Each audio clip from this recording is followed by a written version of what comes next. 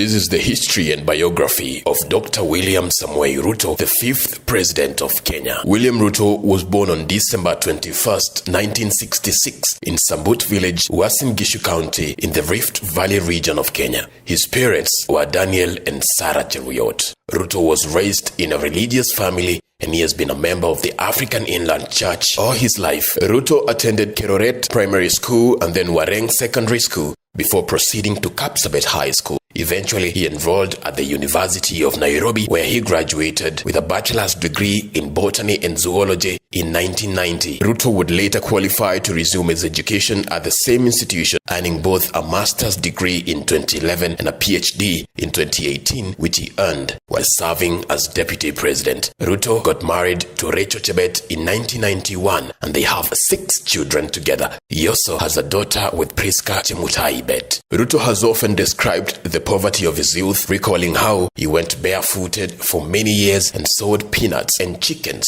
on the side of the road in order to make ends meet and pay his fees.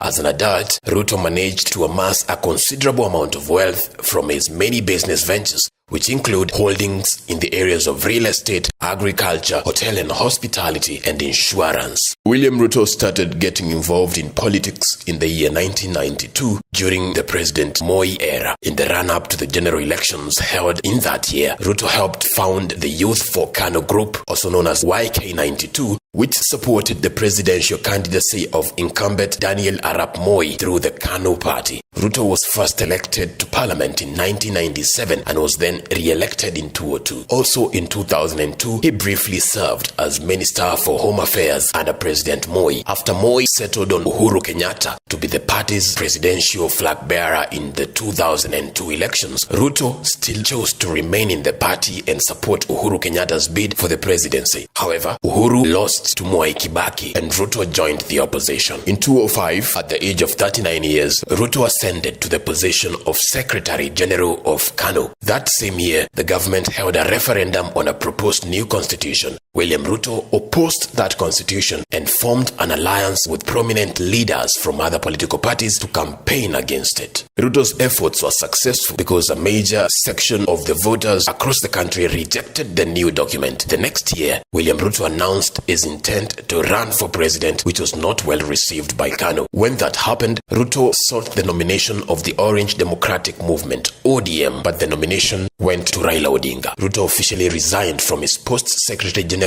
of Kano in October 2007 and continued to support Raila Odinga under ODM. Then came the 2007 elections and the violent clashes that followed that disputed election.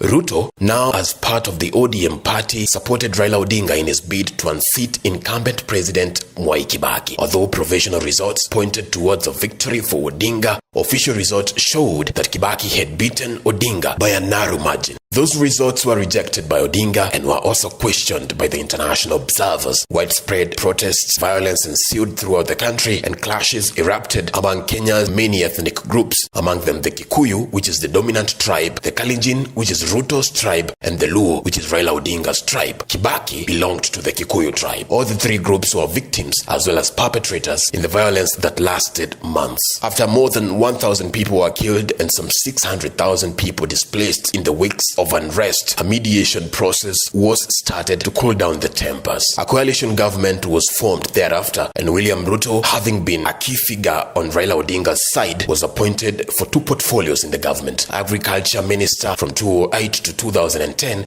and Higher Education Minister from 2010 to 2011. He also retained his parliamentary seat.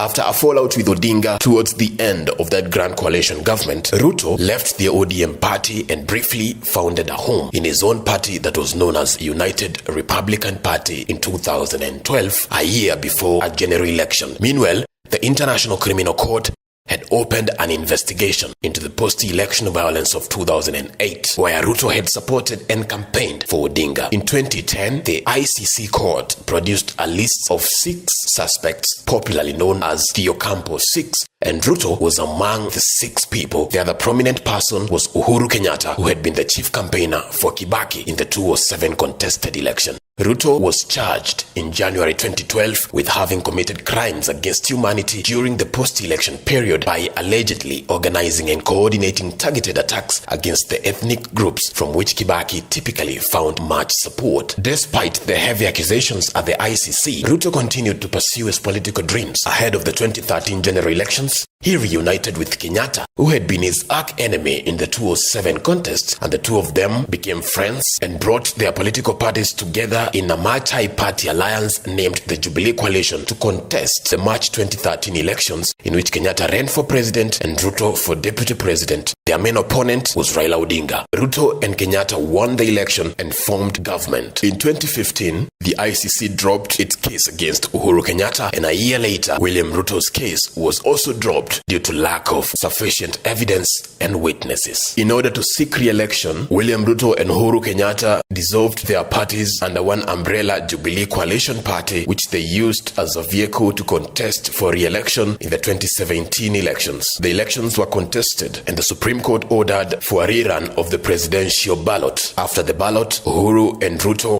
won again and formed government for the second time. This time too, their main contender was Raila Odinga. It is during their second term as president and deputy that William Ruto's and Uhuru Kenyatta's relationship started to wither. President Uhuru Kenyatta ditched his friendship with William Ruto and opted to shake hands and make friends with his main political nemesis Raila Odinga. They went ahead to popularize constitutional reforms proposals under the BBI, aka Building Bridges Initiative, which Ruto opposed vehemently. When Uhuru Kenyatta's 10-year tenure as president came to an end, he campaigned for Raila Odinga to be elected as president, while William Ruto was forced to campaign without the support of the president. In February of 2022, Kenyatta had publicly forsaken his running mate and declared Ruto unfit to be president, while endorsing Odinga multiple times. In the field of 4 candidates vying for the presidency in 2022, Ruto was again a front-runner with Raila Odinga. William Ruto used a popular rallying call of hustlers, appealing to the low-income class of Kenyans, who he referred to as hustlers, promising sweeping changes that he said would take economic power from the hands of the few rich and powerful to the majority low-income Kenyans. He condemned Raila Odinga and Uhuru Kenyatta as sons of rich Kenyan dynasties who had stayed in power for too long without merit. Ruto sold himself in the campaigns as a son of a lowly, poor Kenyan who through sheer hard work and fear of God rose from a chicken seller to the highest echelons of government in the country. After the vote, Ruto succeeded in selling his story and plan and beat Raila Odinga by garnering 50.49% of the vote, while Odinga followed narrowly with 48.85%. Odinga moved to court to petition Ruto's win, but the court upheld the results.